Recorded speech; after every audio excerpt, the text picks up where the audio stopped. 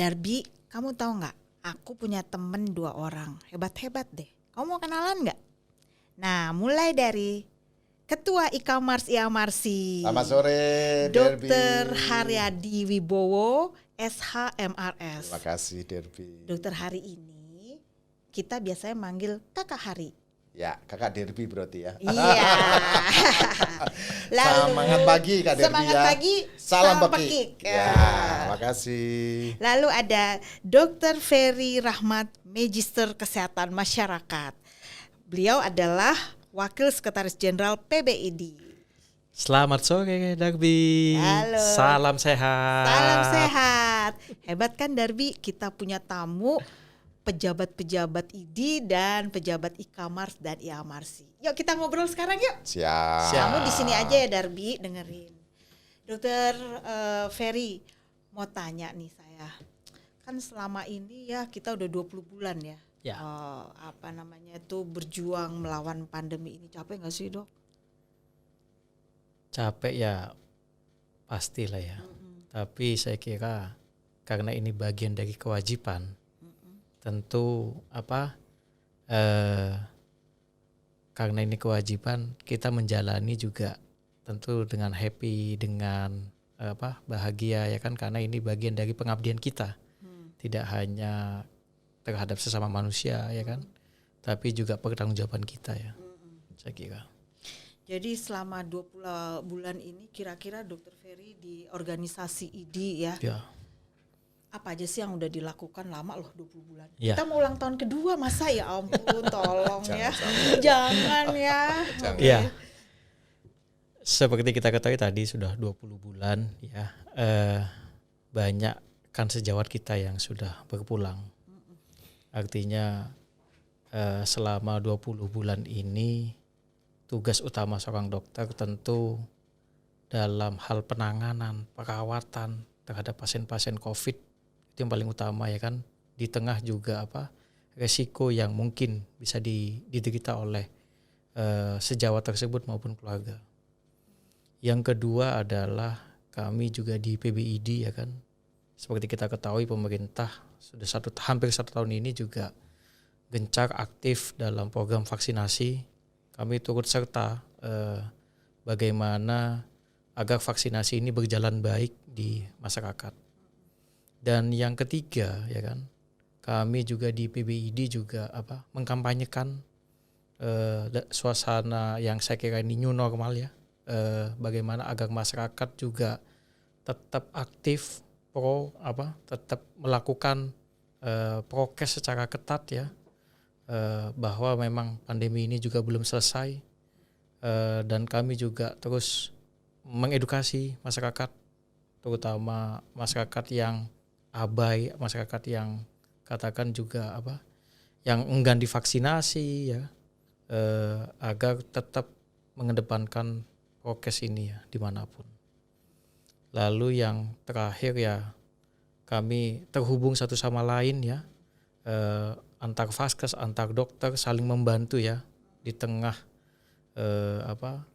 persoalan yang saya kira ini persoalan yang sangat serius ya, di mana kami saling bahu-membahu, tidak hanya dokter spesialis tertentu, tapi semua dokter Indonesia terlibat aktif dalam penanganan pandemi ini.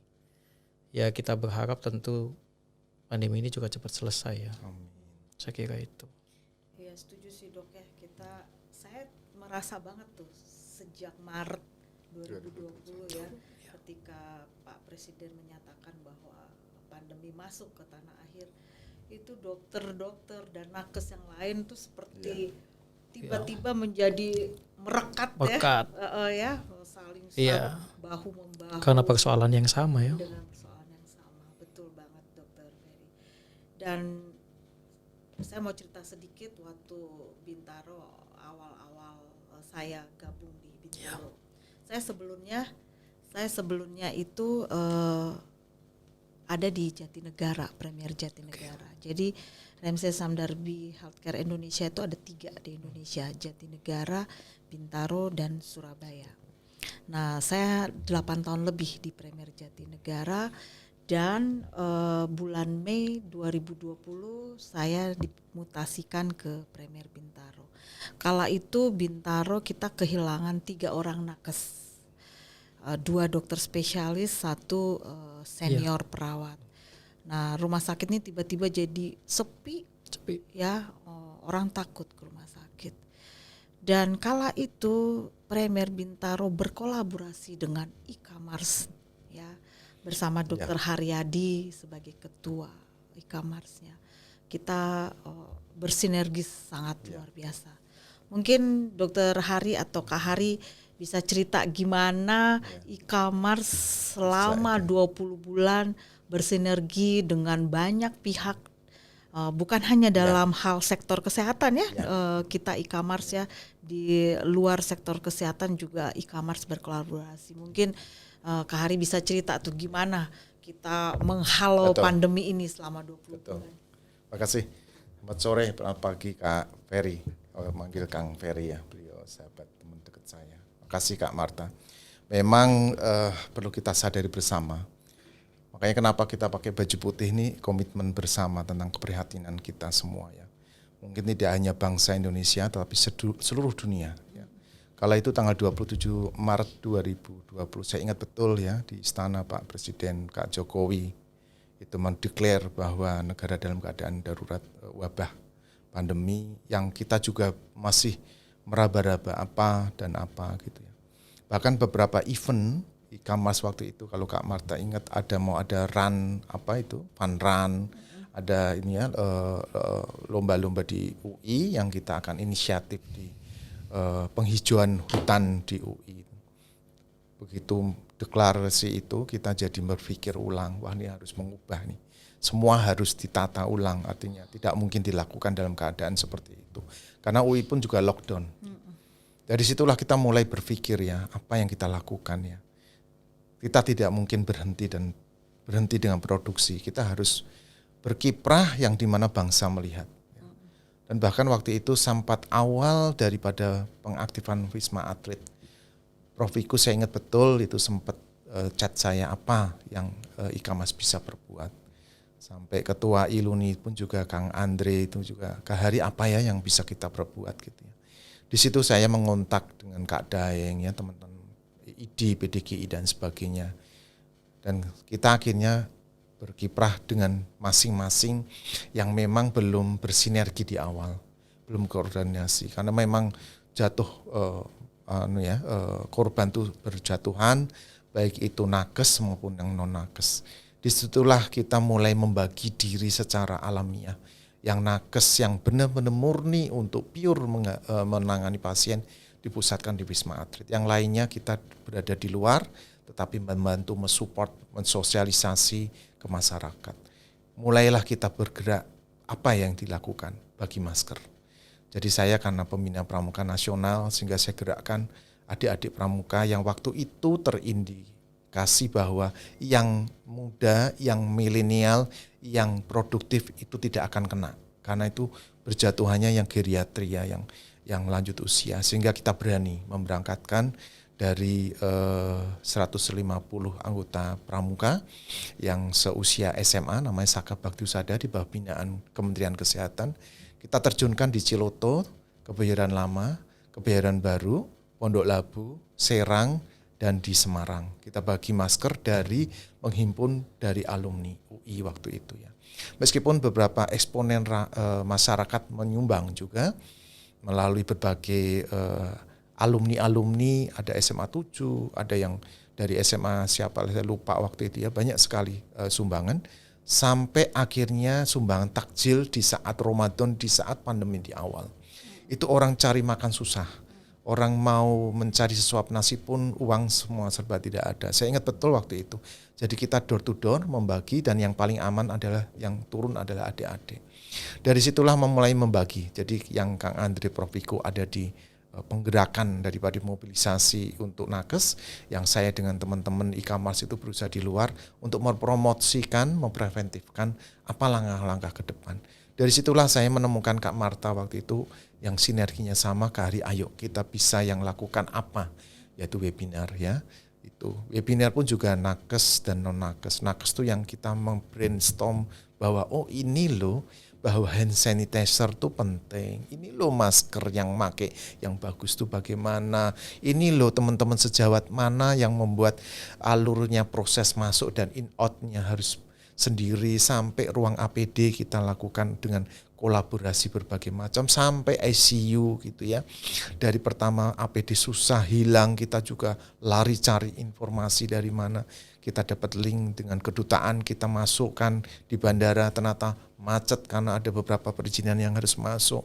Saya ingat betul waktu itu sampai yang keterbatasan oksigen.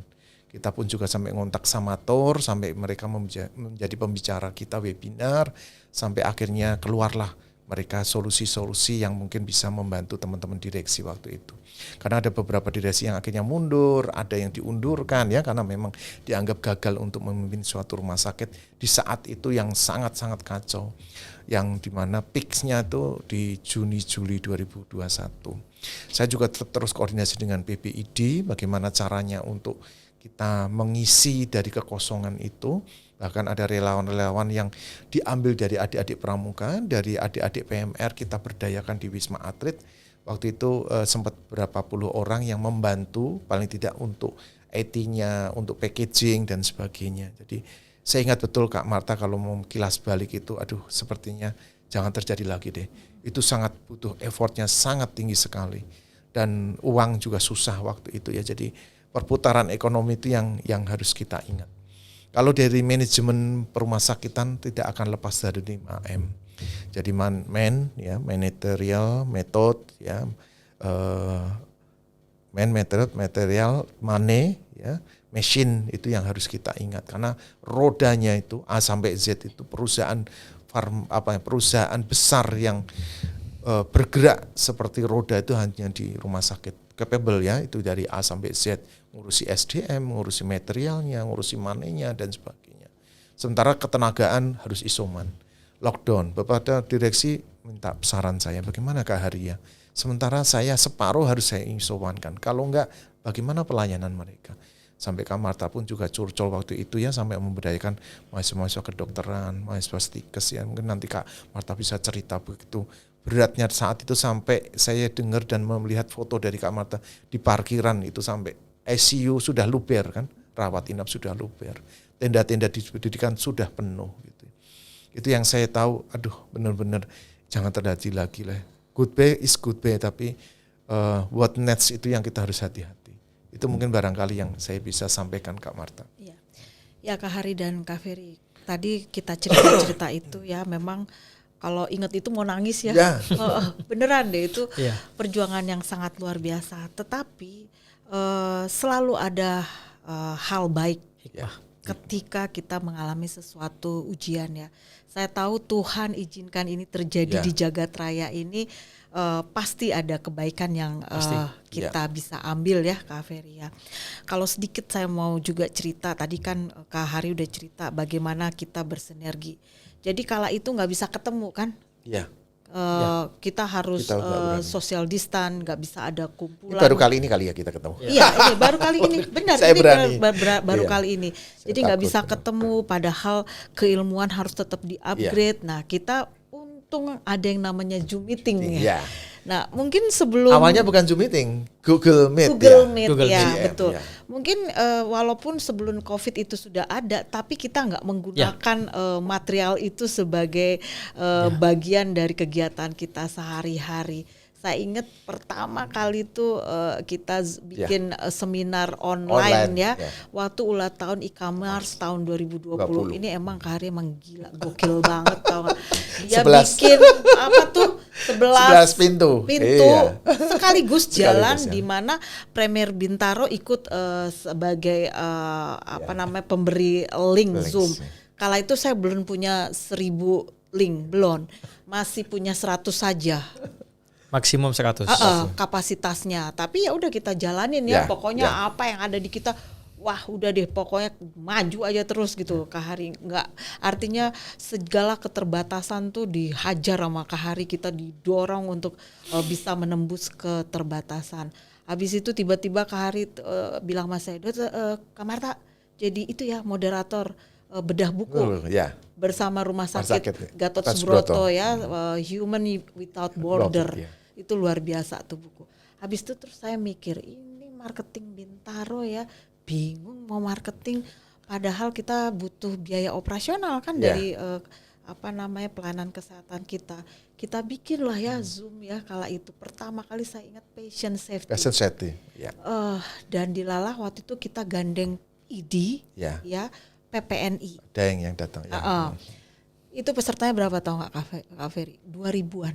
Secara online. Online. Ya, online. Coba kalau kita nggak online 2.000 ngumpulinnya di mana coba? Dan itu tidak boleh kan? Tidak bisa kan? Ketat. Ya walaupun misalnya tidak akan ada COVID, izin. Kalau nggak ada COVID itu bikin izin ngumpulin 2.000 orang tuh dan biayanya luar biasa. Ya. Setelah itu kita ulang tahun Bintaro ke 22 tahun lalu. Kita bikin lagi yuk Kak Hari. Online. Bikin lagi infection control. Tahu nggak pesertanya berapa? 6.000-an. Itu pemecah rekor. Gila bener banget. Jadi gandeng PPNI, IB, kolaborasi ID, ya. RSCM ya. Terus apa lagi ya? Kemenkes. Itu lebih 6.000. Jadi saya melihat memang melalui COVID ini kita belajar menembus keterbatasan. Betul. Gimana tuh Kak Ferry? Kalau Kak Ferry dengar cerita saya Kak Ferry. saya melihat gini. Pandemik ini memang ada semacam blessing buat kita ya. Ya, betul. Seperti tadi yang Kak Marta sampaikan mengenai Zoom ya.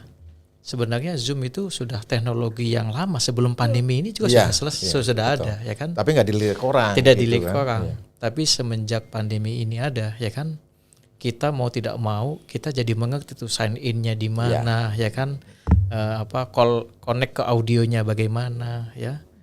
Dan sampai ini virtual background-nya juga virtual background-nya ya kan, ya kan, bagaimana nutupin posisi kita di mana ya kan. Dan ini tidak hanya pada kita saja, anak-anak kita ya kan, pada pembelajaran jarak jauh ya kan, maupun juga pekerja kantoran ya, bagaimana mengadakan rapat agar kehidupan itu life must go on ya kan. Mau tidak mau kita adaptif terhadap suatu yang teknologi yang saya kira yang menghubungkan secara virtual ini yang cukup baik ya. Dan saya yakin di Rumah Sakit Primer Bintaro juga mengembangkan hal demikian, katakan dengan telekonsultasi secara daring dengan pasien-pasien dapat terhubung dengan dokter-dokter ahlinya ya kan, melalui secara daring. Dan ini adalah upaya baik sesuai dengan amanah Bapak Presiden waktu itu mengenai telemedicine. Tolong masyarakat menggunakan telemedicine, gencar sekali. Satu itu. Yang kedua, ternyata ini punya efek yang sangat bermanfaat sekali pada saat mungkin yang tadi Mas Hagai disampaikan di bulan 6 bulan 7 waktu itu Delta ya. Isoman kan enggak kira-kira itu ya kan. Makanya sampai ada isoman terpusat ya kan, agar teman-teman dokter dapat bisa memberikan panduan, bimbingan, layanan ya kan. Katakan kapan pasien harus datang ke mana? Ke vaskes ya kan, untuk untuk mendapatkan pelayanan yang emergensi, karena kondisinya waktu itu sangat mengkhawatirkan. Jadi teknologi ini saya kira hal yang cukup bagus, cukup baik ya kan. Tidak hanya dalam kehidupan kita ya kan, mungkin kebutuhan-kebutuhan kita ya. Tadi saya kesini juga menggunakan via daring ya kan artinya memang inilah yang manfaat bagian dari revolusi industri 4.0 dalam relung-relung dunia kesehatan pun juga sudah masuk seperti itu. Jadi saya kira proses apapun itu, baik di kesehatan, pembelajaran maupun juga ekonomi itu sendiri ya kan, dengan adanya teknologi yang secara daring ini ya kan dapat terbantu ya kan. Di awal-awal anak-anak saya itu kalau belajar via WhatsApp tuh, Mbak Marta. Iya benar. Habis itu ganti ke Google Meet. Sekarang ganti lagi ke Zoom Meeting ya kan? Zoom Meeting ya kan. Di Zoom Meeting habis itu langsung dibagi kelas, masuk ke satu account langsung dibagi gitu kan. Udah cukup mahal gitu ya kan. Ya jadi saya kira ini dan kami di PBID waktu itu juga mendorong dokter-dokter Indonesia dalam memberikan layanan juga salah satunya melalui dengan telemedicine. Karena ini adalah hal baik, hal bagus ya dalam rangka mengeliminir, dalam rangka jangan sampai nakes kita tertular. Satu. Yang kedua, tadi Mbak Marta sudah menyampaikan tuh, ya kan? Sampai 2.000, sampai 6.000. Pak Ketum kami, Pak Ketum PBID di awal-awal itu setelah COVID di bulan 3, bulan 4-nya langsung meluncurkan namanya Gerakan Dokter Semesta. Artinya dokter semesta itu, teman-teman dokter itu diwajibkan cukup memahami, cukup mengetahui, bisa melayani pasien COVID. Tidak hanya dokter spesialis, tapi dokter umum, ya, katakan dokter forensik sekalipun juga bisa. Nge-swab wajib bisa. Dan ilmu ini tidak bisa kita transfer, katakan melalui seminar, ya kan, sehingga alternatif Zoom inilah yang bisa dilakukan. Contoh lagi yang pas terakhir tuh yang untuk menjadi vaksinator. Itu juga melalui Zoom itu tuh wow. Betul. Keinginannya, pelatihannya tuh banyak sekali tuh, ya kan, teman-teman nakes itu tidak hanya dokter, perawat, bundung-bundung, saya ingin menjadi tenaga vaksinator. Itu pun melalui via Zoom meeting sehingga vaksinasi berjalan baik. Artinya upaya-upaya yang selama ini sudah ada, ya kami dorong, kami akan dukung. Tentu kita tetap mengedepankan juga itu ya, di asas-asas patient safety maupun itu demikian. Saya kira itu. Oke. Jadi memang kita bermetamorfose, berevolusi ya. Berevolusi dengan keterbatasan kita dan berusaha untuk keluar dari keterbatasan. Dan cerita soal vaksin, Kak Ferry, Premier Bintaro tahu nggak Kak Hari udah berapa banyak yang kita vaksin? 20.000 orang. Alhamdulillah ya, luar biasa. Dan nanti tanggal 26 kita akan melakukan vaksin untuk anak-anak. 26 Desember besok kita akan melakukan vaksin untuk anak 6 sampai 11 tahun.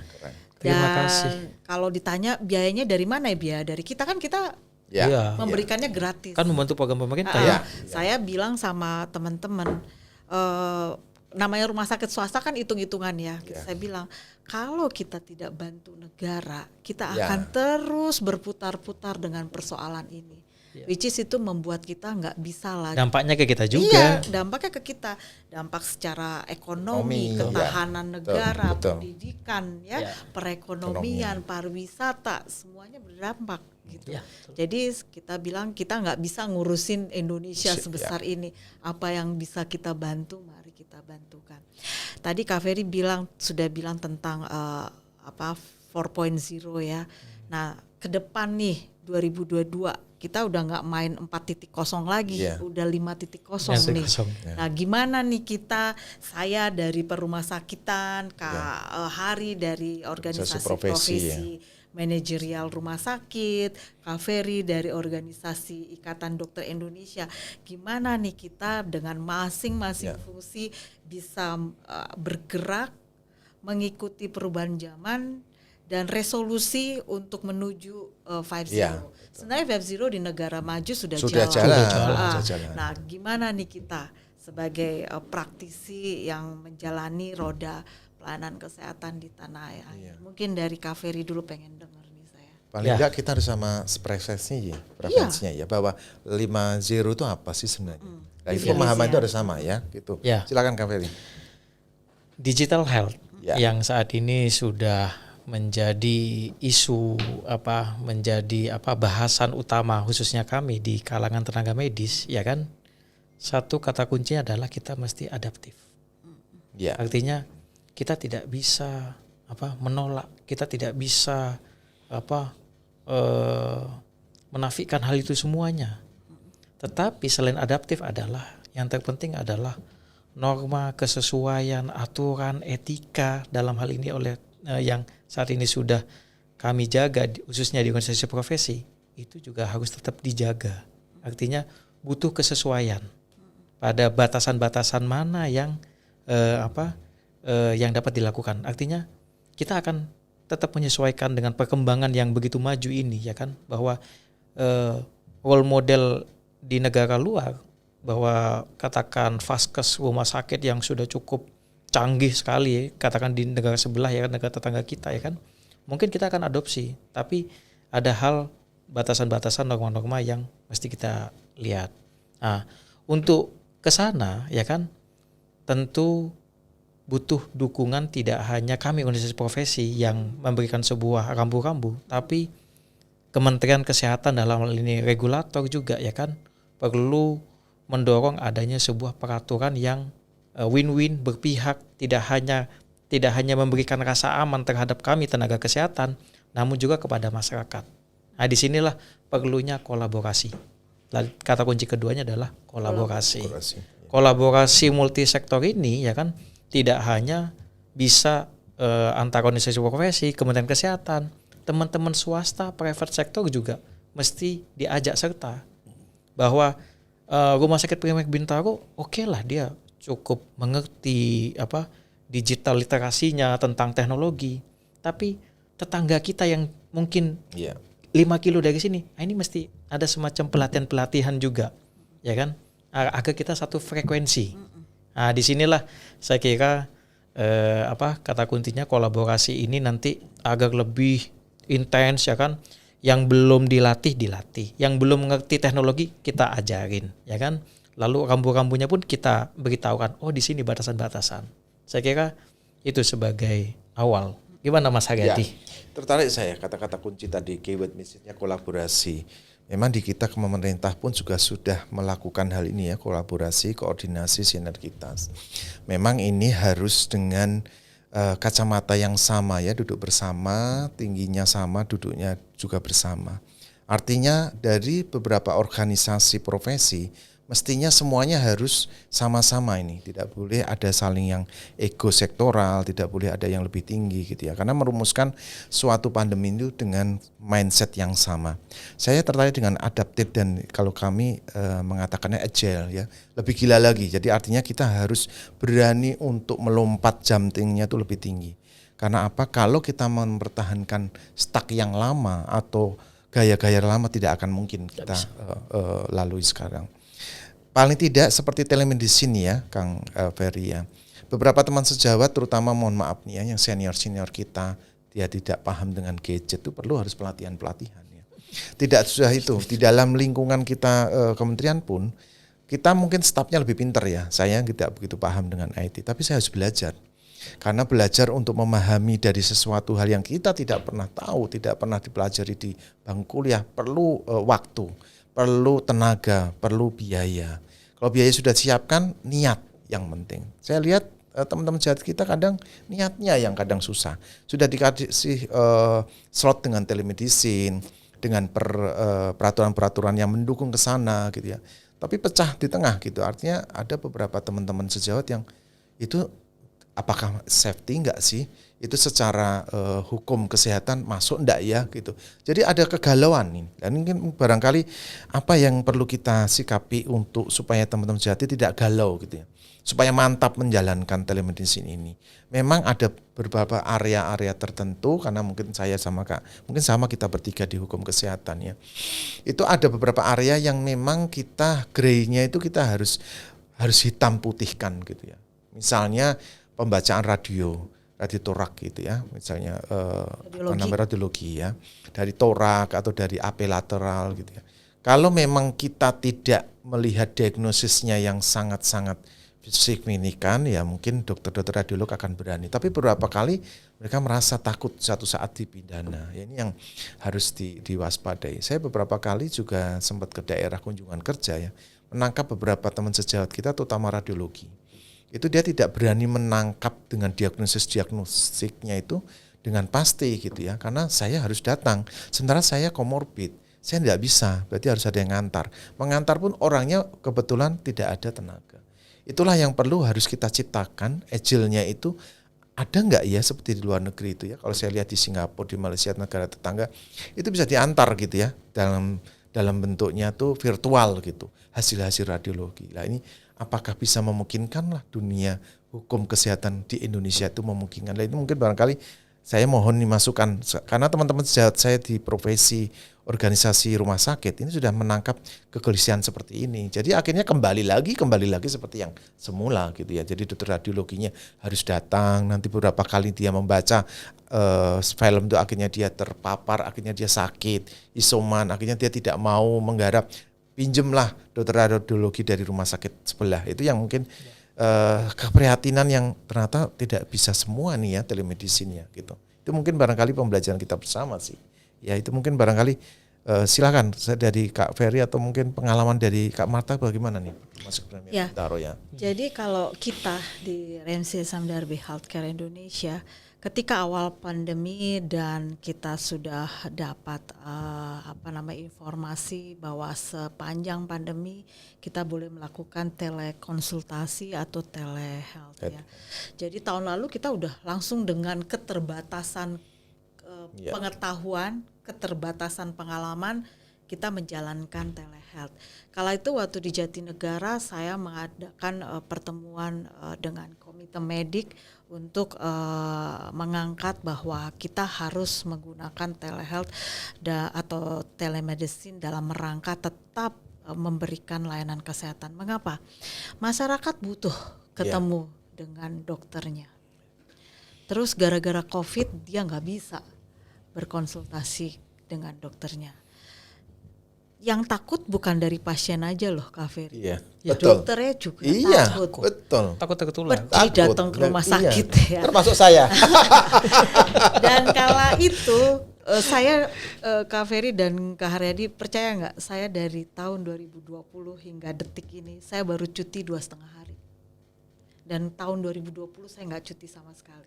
Saya selalu datang ke rumah sakit dan terima kasih kepada Tuhan. Tuhan selalu jaga saya ya sampai sekarang sehat gitu ya.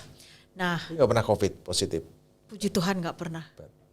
Bukan hebat, mungkin Tuhan tahu Ya, bahwa saya saya harus dalam jaga keadaan, rumah ya, sakit ya, gitu. ya, betul, Kalau ngikutin badan saya juga saya udah terkapar-kapar kali Kak Ferry. Jadi memang yang Maha Kuasa kan melihat siapa orang yang itu, mungkin Tuhan tahu bahwa saya memang harus kerja either itu di Jatinegara atau di Bintaro. Jadi kala itu kita bikin pertemuan. Betul tadi Kak Hari bilang para dokter kita khawatir, dan kekhawatiran itu masuk akal. Karena kita nggak pernah bermain telehealth sebelum COVID ya. Dan kekhawatiran para dokter itu beralasan. Karena menyangkut patient safety dan dokter safety. Jadi saya juga kala itu nggak salah juga. Tapi waktu itu saya bilang, ayo kita bikin strateginya supaya patient tetap safety, dokter health safety juga, hospital juga safety. Dan itu kita jalani terus dan hingga sekarang kita bermetamorfose, dan sekarang dokter seniorku juga menggunakan telehealth hingga sekarang. Terutama waktu badai tengah tahun kemarin. Juni-Juli 2021 ya. 2021 karena semua saya sepertiga dari tenaga kesehatan kami waktu itu isoman. Tapi karena udah vaksin, gejalanya nggak heboh kayak tahun 2020. Mostly mereka COVID tapi tidak bergejala. Nah, akhirnya mereka tetap menjalankan pelayanan dari rumah. Artinya dokter juga safety, pasien juga bisa terlayani dengan baik. Dan at the end nih Kak Hari, kita nggak bisa lari dari kemajuan teknologi dan demand masyarakat. Startup soal kesehatan sudah banyak, nggak usah disebutin mereknya ya. Makin banyak. Dan itu sebenarnya saya melihat jadi pisau bermata dua Kak Hari. Dia sebagai opportunity, tapi dia juga bisa jadi ancaman. Betul. Nah, ini yang kita sama-sama harus melihat semua hal dari segala sudut. Jadi nggak lagi kita pakai kacamata kuda. Ini nanti gimana ya. Kita nggak akan pernah tahu kalau kita nggak langsung terjun. Gimana tuh? Dari apa yang saya sampaikan, ada yang setuju, ada yang nggak setuju, silakan. Mari kita. Tapi kalau kami yang ASN sudah ada warning nih dari Pak Jokowi kemarin di Istana dalam rangka untuk HUT Korpri. Hati-hati, akan semakin banyak orang tidak mau ASN, akan digantikan robot. Itu yang harus hati-hati. Artificial intelligence. Artificial intelligence. Ya memang salah satu ancaman hadirnya artificial intelligence adalah kesehatan, dalam hal ini dokter, ya kan? Dan itu sempat penolakan besar dari teman sejawat kita. Tapi saya kira ini bukan ojek pangkalan versus ojek online, bukan. Kayaknya kita harus ngomong itu di lain waktu. Iya, panjang pasti banyak. Ya. Tapi paling nggak sekelumit. Bagaimana sikap IDI, Ya. Kang Ferry, monggo.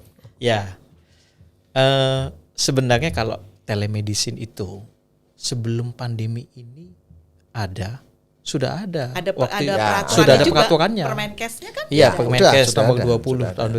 2019 waktu itu ditandatangani oleh Menteri terakhir Ibu Nila Muluk. Nila Muluk ya. Nila Ya, Muluk. Prof. Waktu itu tujuannya adalah menjawab kebutuhan disparitas pelayanan terutama di Indonesia Bagian timur. bagian ya. timur. Ya. Betul. Oke. Daerah kepulauan terpencil, pedalaman itu untuk menjawab itu semua. Ternyata cukup sukses waktu itu. Dan hadirlah pandemi ini kemarin, ya kan? Betul. Dan Pak Jokowi dalam pandangan waktu itu di event Muktamar IDI dikatakan event kongres waktu itu menyampaikan bahwa dokter Indonesia mesti siap-siap nih, ya kan? Adanya startup dalam ini, ya kan? Sudah disampaikan, ya. Jadi saya kira teman-teman yang ada di startup kan adalah kawan-kawan kita juga. Iya. Teman-teman yang praktek di Rumah Sakit Bintaro juga nih yang di situ juga. Yang mengembangkan. Kayaknya Enggak, Nabis podcast harus tahu nih. Gue tahu. Ya. Jadi saya kira ini ada satu hal yang saya kira ada batasan-batasan pada batasan mana teman-teman ini bisa memberikan sebuah layanan. Ya. Katakan kalau konsultatif, edukatif, informatif, oke. Ya kan? Tapi kalau semisalnya sebagai pengganti layanan, itu tetap mesti di Primek Bintaro. Karena fungsi layanan kesehatan itu tanggung jawabnya adalah di Vaskes.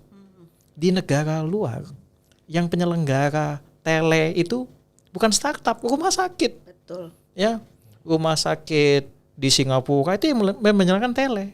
Gitu, karena berkaitan dengan rekam medis pasien, Betul. berkaitan dengan Kerahasiaan inform consent, medis. iya, baik itu semua yang berkaitan dengan hukum, itu ada di mana? Menurut perundang-undangan kita ada di fasilitas kesehatan. Jadi saya kira bukan teman-teman itu tidak ada fungsinya. Kemarin pada saat isoman itu wah dalam memberikan sebuah informasi ya itu cukup bagus sekali, ya kan, jasanya, ya kan. Nah, tentu yang jadi pertanyaan kita, what's next setelah pandemik ini?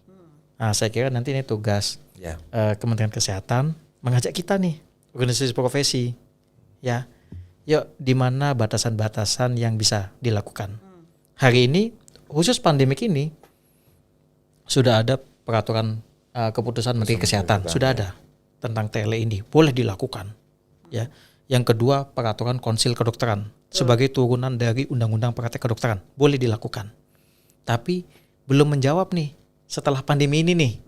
Nah, ini Sejauh nanti apa ya? Iya, sejauh apa? Nah, ini nanti kita perlu duduk sama. Jadi tidak selesai di sini, namun karena ini sudah menjadi hal yang diminati oleh masyarakat nih, ya kan? Ya. Jadi Mas Haryadi, ya kan? Mungkin seminar-seminar kedokteran ke depan itu tetap hybrid, itu tetap ada yang datang langsung, katakan workshop. Ya. Tapi kalau seminarnya cukup melalui secara daring. Ya kan, teman-teman sejawat kita dari Papua nggak mesti datang ke Jakarta untuk mendapatkan ilmu. Nah, mungkin nanti perlu ada kombinasi nanti, ya kan? Nanti teman-teman yang bergerak di startup ini di mana mainnya, ya kan? Pada level mana? Di apa di pasar di layanan, apa di pos setelah layanan selesai. Jadi silahkan nanti, ya kan. Nah, itu nanti mesti kita duduk sama karena ini belum selesai, Mbak Marta. Jadi saya kira ini ini juga bagian nanti PR kita setelah pandemi ini, ya kan. Kalau Rumah Sakit Primek Bintaro menyelenggarakan tele selesai, ya nggak ada masalah. Karena kan ini bagian dari inovasi pelayanan kesehatan, nggak ada masalah. Ya, rumah sakit sebelum Primek Bintaro mungkin sudah ada tetangga kita yang sudah menyelenggarakan itu. Jadi saya kira itu it's okay lah kalau Vaskes. Tapi yang startup ini jadi nanti ini perlu kita nanti duduk sama Ya. gitu. Betul, setuju. Itu tadi saya bilang startup ini sebagai opportunity, Ya, tapi juga juga sebagai bisa ancaman. hati-hati. Ya. Ya, Jadi pisau bermata dua nih. ya, Ya. betul, betul. Betul Tapi nggak, Mbak? yang Betul. yang paling penting adalah kedaulatan data. Artinya data pasien Indonesia ini harusnya kan ada di kita kan, di Vaskes lah ya kan. Fasilitas kesehatan.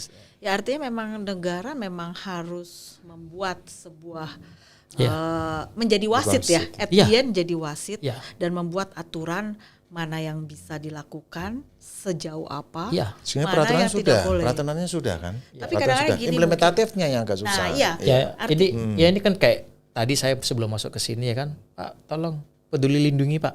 Nah, yang punya data peduli lindungi siapa? Negara ini kan, negara. ya kan. Tapi kalau saya konsultasi secara daring, yang punya data siapa? Ya, Gitu ya, pemberi layanan kesehatan dalam Ya, arti Gusti. ini Ya, pelayanan oke. kesehatan. Ya. Betul, betul. Gimana Mas Hari? Ya kalau melihat ini kayaknya memang kita duduk bersama. Tapi kalau menunggu kementerian, saya kok worry ya. Artinya mereka sudah bebannya berat sekali. Saya tahu teman-teman di kementerian seperti kita, seperti saya pribadi. Kalau saya ingin mendorong dari IAMARSI yang akan menginisiasi, kita mengundang organisasi profesi 11 lah dari IPI, PDGI dan sebagainya, PPNI duduk bersama untuk menanggulangi hal ini ya. Artinya mengantisipasi untuk Watchnet 2022 mau nggak mau semua harus online gitu ya. Meskipun negara belum menyatakan aman, saya setuju Kak Ferry tadi menyampaikan hybrid. Jadi separuh tatap muka, separuh daring. Dan SKPID juga bisa keluar kan? Ya. Meskipun daring ada peraturannya ya. Dan IAKMI pun saya lihat organisasi profesi PDGI juga mulai ngikutin gitu ya. Artinya tidak perlu dipermasalahkan kembali gitu ya. Tinggal tingkat pemahaman orang modalitas itu kan kekuatan dia ada di mata, visual dia harus datang, di daring dia di kekuatan auditorinya. Yang ketiga adalah kinestetik. Dia memang harus orangnya modelnya mobile gitu ya. Nah, mungkin kita ini termasuk orang yang 3 tadi kayak Kak Jokowi itu kan 3 itu dominasinya. Pembelajaran bisa visual, bisa auditorik dan bisa kinestetik. Nah, itu memang model suatu kepemimpinan leadership yang memang mendunia harus bisa begitu. Jadi kalau ada orang teman sejat, saya harus datang, saya nggak bisa mendengar. Waduh, ini memang pure murni dia orang profesi yang memang menekuni dunianya. Dia nggak bisa di manajerial. Tapi kalau dia bisa 3, dia harus manajerial. Kekuatan-kekuatan itu yang harus kita kumpulkan potensi itu.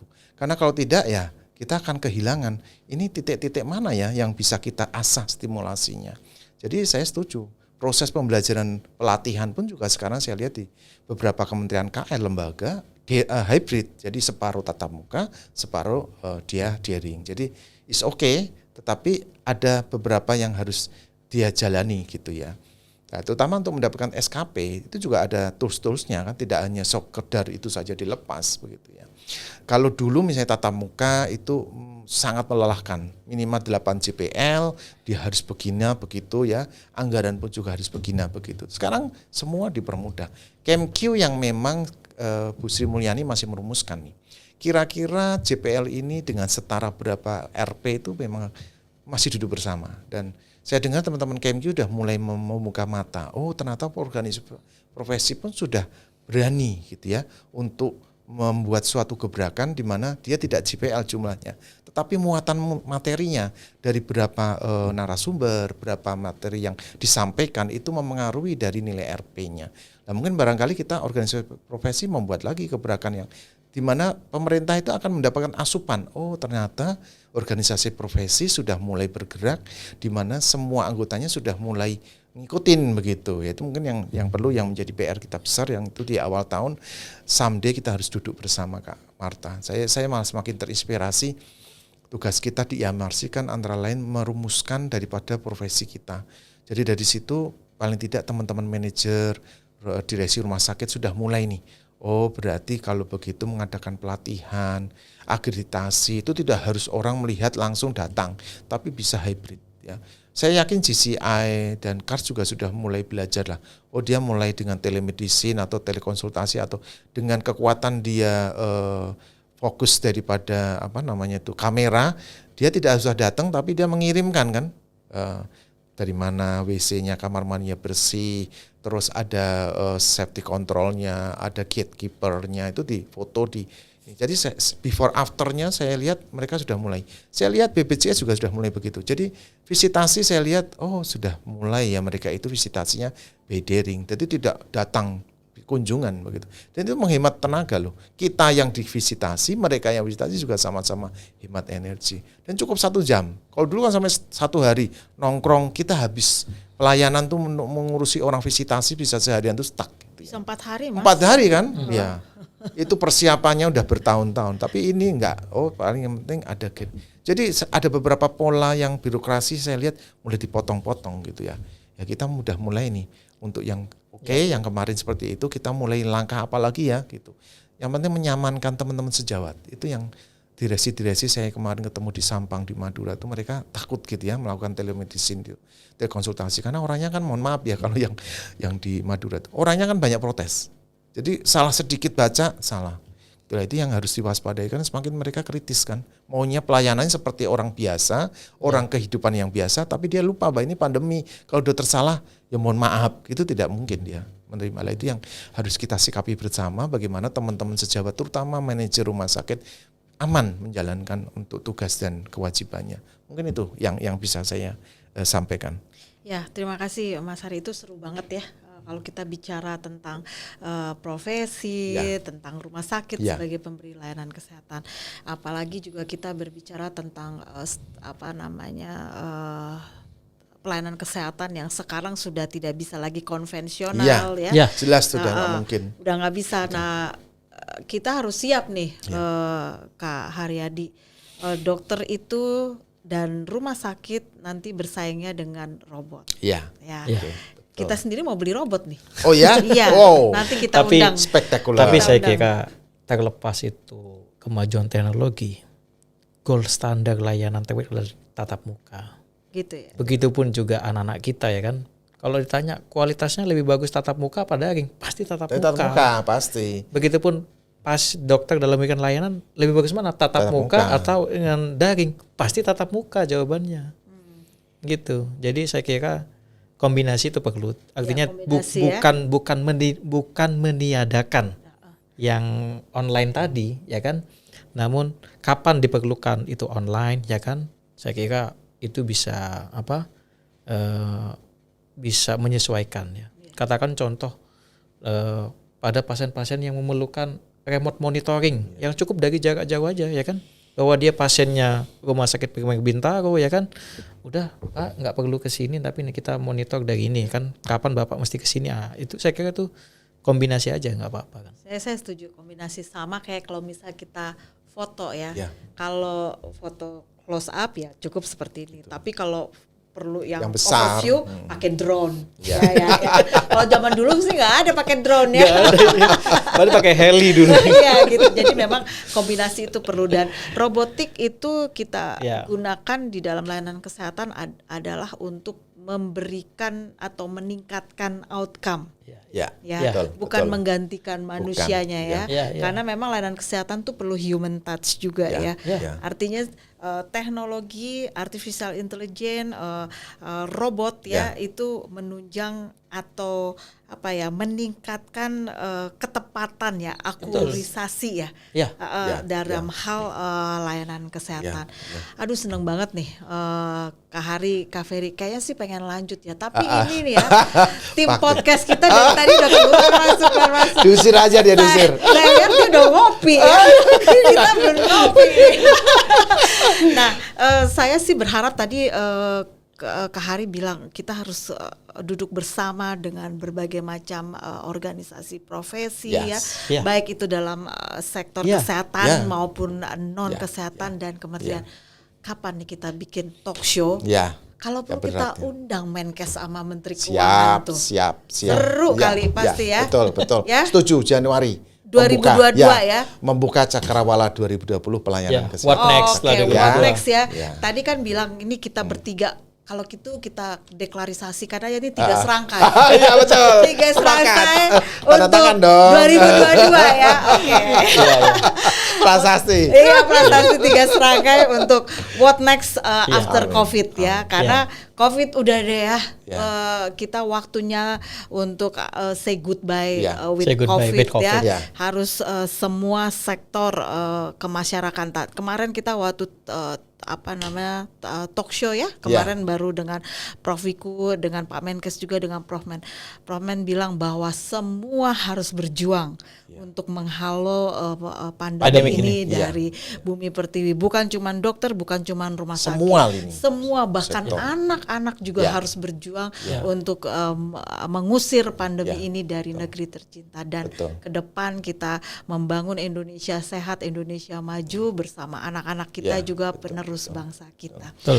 Mungkin itu kita akan ada, ini bukan yang ini betul pertama, tapi bukan yang terakhir. Siap. Siap. Setuju. Oke Setuju. ya. Iya. Kalau lagi pacar-pacaran boleh kau yang pertama, kau yang terakhir. Tapi kalau podcast enggak ya. Podcast Selalu enggak. ya. Ini Ya, yang ya. pertama, tapi next kita akan punya banyak tema dan topik topik, dan tentu lagi kita bersinergi dengan banyak pihak untuk membangun. Saya kira negeri. penutup saja mungkin. Baik, silakan. Sebentar lagi kita akan mengakhiri tahun 2021. Betul. Sebagai umat manusia tentu kita harus bersyukur di tengah pandemik ini mungkin yang terus melandai, terus menurun ya, angka kesakitan ya. Namun jangan salah, hari ini kan sudah ada varian baru, ya kan. Omikron. Kemarin Bapak Presiden maupun Bapak Menteri Kesehatan juga sudah menyampaikan. Saya kira khususnya para nakes, langkah-langkah mitigasi juga harus tetap dijalankan ya, agar tidak ada angka kematian lagi ya kan, khususnya kami para nakes maupun juga masyarakat. Lalu yang kedua, tadi yang benar yang disampaikan oleh Kak Marta ya kan, bahwa pandemik ini bukan tanggung jawab tenaga kesehatan semata. Iya. Tokoh agama, tokoh masyarakat juga penting ya. Katakan apa yang bisa dilakukan? Mendorong masyarakat untuk melakukan vaksinasi. Silakan. Setuju. Ya. Ya. Jadi itu adalah bagus buat kita semuanya. Jadi bukan kami dokter gigi maupun rumah sakit, tapi dalam hal ini kalau perlu tokoh partai politik juga ya kan. Betul. Ya. Ayo kita dorong semua kita sukseskan bahwa pandemik ini juga selesai. Dan yang terakhir bagi saya ya kan, bahwa penyakit di Indonesia ini bukan COVID saja. Betul, kemarin udah dibahas Masih ya. banyak, iya, pas, betul. Saat ini saya tanya ke istri saya di RSCM, yang paling banyak malah naik lagi yang PTM-nya itu. Penyakit tidak menular ya kan, non communicable disease ya kan, kansernya, stroke-nya, hipertensinya, diabetesnya ya kan. Padahal ini bisa dicegah ya kan, karena kan penyebab utama kan lifestyle nih. Ya. Padahal bisa dicegah kalau semisalnya masyarakat ya kan berpola hidup sehat. Betul. COVID ini kan kita kemarin sudah cuci tangan, bagus nih kan, ya kan. Coba di awal-awal Kak Har, masyarakat suka makan sayur, ya kan? Sekarang mungkin sudah agak lagi nih ya kan, makan sayur, kayaknya vitamin paling tinggi tuh di situ ya kan. Nah, coba itu digalakkan lagi, saya kira itu adalah baik. TB juga kita masih ranking tinggi ya kan. Pneumonia? Ya pneumonia. Yang sekarang musim penghujan DB ya kan. Ya ini jadi Jangan terlena. Jangan terlena. Penyakit kita masih banyak ya kan. Saya kira ini perlu kewaspadaan tinggi buat kita. Saya kira itu Kak Marta. Itu tadi tuh PPKM itu ya. Itu PPKM ada singkatan lainnya tuh. Apa tuh? Paha, perut, kaki melebar. Wong makan mulu ya di rumah. Jadi olahraga, jangan lupa ya. Karena kan, kalau kata pemerintah PPKM, work from home ya, sambil makan. Ya udah, paha, perut, kaki melebar. Nah tadi Kak Ferry udah penutup. Basic closing statement-nya saya singkat, pokoknya kuat koordinasi, sinergisme dan kolaborasi. 3 kata itu saja. Karena kita tidak bisa ekosektoral, tidak bisa jalan sendiri, kita harus saling merangkul. Tagline kita di Yamarsi merangkul semua ini. Tidak hanya orang nakes, non nakes juga. Ya, kemarin kita sudah merangkul hipnoterapi, psikologi gitu ya. Artinya pemberdayaan di masyarakat tuh potensinya banyak sebenarnya. Cuman kita belum gali. Penggalian itu dengan penguatan kita masing-masing. Sebenarnya Indonesia itu kaya dengan semuanya. Cuman karena jalan sendiri-sendiri, Indonesia Raya jadi mendengarkannya sendiri-sendiri. Padahal itu bisa dilakukan bersama-sama. Itu saja. Karena kita kan sebenarnya Indonesia ini kan punya karakter tersendiri, Ya, gotong royong. ya, ya. Gotong royong itu Itu yang jangan tidak lupa. ada di negara lain. Betul gitu. Ya, Jadi ya. makanya jangan heran ketika pandemi itu langsung Ya. shoot Ya, gitu ya. ya. Semangat gotong Semangatnya royong gitu. itu. Contoh kemarin Semeru langsung semua Iya, bantu semua bantu. kan. Itu gotong Sampai royong. bantuan Berlebih, melimpah. berlebih. Iya. Makanan nasi sampai Iya. basi gitu ya. Artinya memang Itu yang tidak Indonesia- ada di negara lain. Ya, Iya, betul. Dan jangan lupa Kak Ferry dan Kak Hari, kita harus mau berubah. Ya. Ya. Ya. Berubah itu tuh yang itu. Agape. Jangan selalu tertambat pada Yang lalu. Sudah nggak berubah. mungkin. Kenapa kita harus berubah? Kita lihat tuh dinosaurus sama kecoa. Kenapa dinosaurus yang besar, gede, Oh, iya. menakutkan Bisa punah ya. bisa punah? Kenapa kecoa udah jelek, kecil, tapi sampai sekarang bisa. coba di rumah Iya. pasti ada kecoa. Iya, Pasti ada. betul. Ya. Kenapa kecoa walaupun dia diselokan gitu, dia mau mengikuti Iya, beradaptasi. adaptasi. Iya. Dinosaurus Nggak mau dia. Saking Punah. gedenya. Ya. Saking Punah. gedenya Iya. dan merasa Dia jagoan. merasa besar. Nah, kita jangan gitu. Iya. Jangan merasa hebat, jangan merasa Harus jagoan. agile dan adaptasi tadi. Ini oleh-oleh dari Primek Bintaro. Iya. Seperti apa rusa? Derby. Semangatnya seperti Derby. Dari jumper terbaik. Iya. Oke, Mas Hari, Kak Ferry, terima kasih sudah datang ke Terima kasih. Sama-sama. Premier Terima kasih. Bintaro, dan seperti tadi saya bilang ini bukan yang pertama Yes. saja, tapi kita bisa berlanjut ke depan dan bersinergi bersama. Yes. Setuju. Oke, Oke. sahabat Premier, terima kasih sudah mendengarkan podcast kita kali ini. Dan puji syukur kepada Tuhan Yang Maha Esa, kita sampai di penghujung tahun 2021. Tentu di 2022 yang akan datang banyak hal yang bisa kita kembangkan, banyak hal yang kita bisa pelajari. Untuk itu, saya Marta Siahaan dari Rumah Sakit Premier Bintaro bersama sahabat-sahabat saya, Kak Haryadi, Ketua IKA Marsi Amarsi, dan Kak Ferry, Wakil Sekretaris Jenderal PBID, mengucapkan selamat tahun baru, selamat menjemput harapan di tahun 2022, selamat menyongsong kesuksesan 2022. Tetap semangat, tetap sehat, dan selalu berubah untuk menyikapi segala perubahan. Bravo. Amin. Selamat Salam tinggal sehat. 2021. Salam sehat. Selamat Salam datang sehat. 2022.